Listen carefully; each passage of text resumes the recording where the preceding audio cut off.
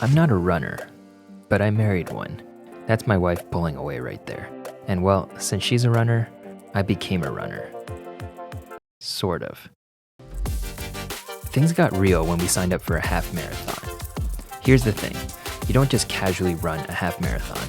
If I was going to survive this, I needed to train and make sure I held myself accountable to a strict training regimen and diet.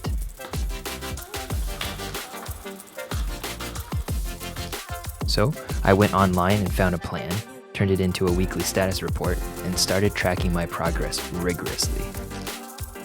I had specific milestones I needed to hit, and started documenting my progress every week. Week 1 was all good, and so was week 2. Now on week 3, I started having a problem. I assumed my regular gym shoes would suffice for the amount of running I was doing, but it turns out it wasn't giving me enough support. By week 4, I was missing my goals and needed to address the issue. I had to turn the status to red. By week 5, I found a new pair of shoes, and things seemed to be improving. Week 6, things were turning around, and I moved my status back to yellow. By week 7, we were completely back on track, and I was back to green.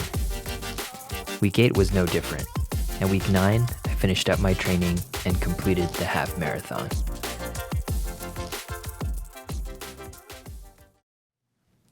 So status reports are the mechanism that we use to summarize, track, and highlight the most critical elements on a project. It's a quick and easy way to understand where we stand, but also to zone in on the most important items in flight. So to get you started, let's take a look at the status report template in your toolkit. This is one of the most basic templates for status, but it's a version you can easily adapt to almost any project. The first section of the report is a quick view of the project milestones and how they're tracking to the dates on the project plan. In this template, we use the red, yellow, green status to highlight the status of each milestone. Let's pause here and talk about what these things mean. Green means we're on track and everything is moving on time and on budget. Yellow means things are starting to slip. We're either trending behind schedule or over/under budget, and it's an indicator to start monitoring things closely. Red means there is either a deadline that's been missed or something critical has happened that needs to be addressed or managed immediately to get the project back on track.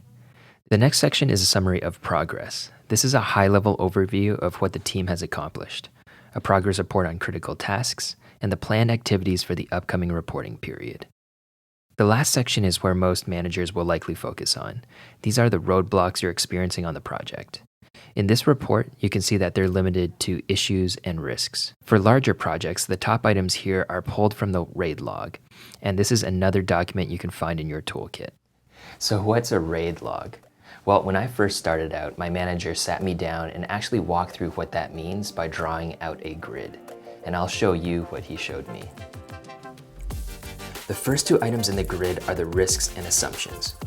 The risk is a potential event that will have a negative impact on the project. Assumptions are things we assume to be in place to enable the project to be successful. Moving to the other side of the grid, issues are things that are going wrong now on the project that need to be resolved, while dependencies are items that need to occur or be delivered for the project to move forward. Looking at the grid vertically, risks and assumptions are possible factors to a project. So once they're identified, there's not much you can do but monitor the likelihood and impact of a risk and revalidating that the assumptions are still true. Moving to the other side, issues and dependencies are known factors to the project. These need to be managed actively to ensure that the project is successful. Looking at these items horizontally and going across the grid, assumptions and dependencies are things we rely on throughout the project. If assumptions hold true and dependencies are completed on time, they won't necessarily become problems. Above that are the risks and issues. These tend to take center stage in the RAID log as they're the most pressing threats to the success of a project. So to summarize, items documented in the grid are either things we rely on or threats to the project. Risks and assumptions are possible factors that need to be monitored, while dependencies and issues are known factors that need to be managed actively. Going back to the template, As your project progresses, there may be a lot of issues and risks, and you won't be able to narrow down in this template. If that's the case, we've also attached an appendix item that you can fill out that will outline all the issues and risks that are the most prevalent on the project. All right, now you have a template for both a status report and a RAID log in your toolkit. So take the time to review those and start applying it to the projects and the assignments that you have.